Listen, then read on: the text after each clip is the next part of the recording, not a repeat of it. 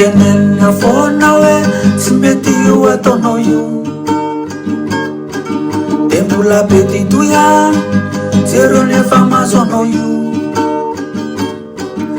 Rehefa mandray afoany tonga de mahay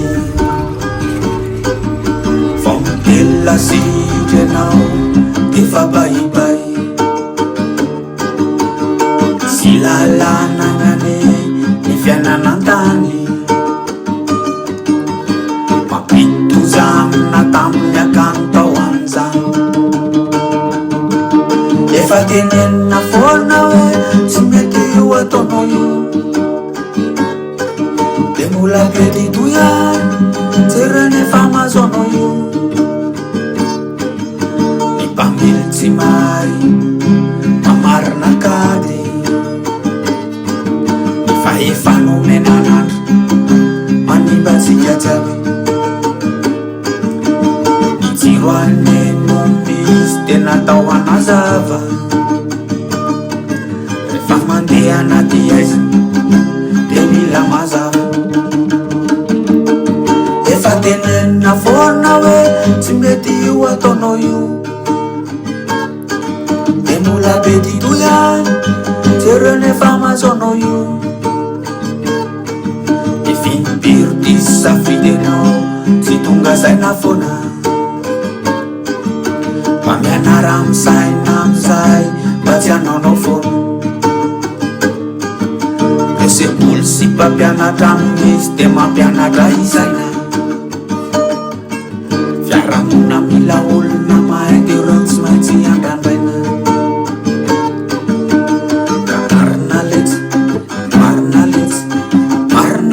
Tsy fa tsy laingany zany rehefa diso ny fisaina de diso any ny fiainana.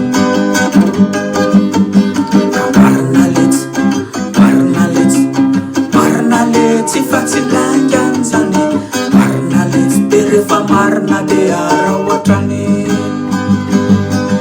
Efa tenenina foana hoe manimba io ataonao io, de mbola be titoy any jereo nefa mahazo anao io.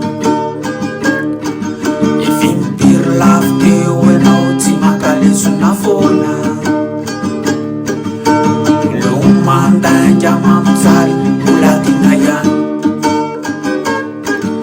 Safidiavandaingany enao ka misafidiny io simba, ifanaranao ny marina ihany no manasitranany zany.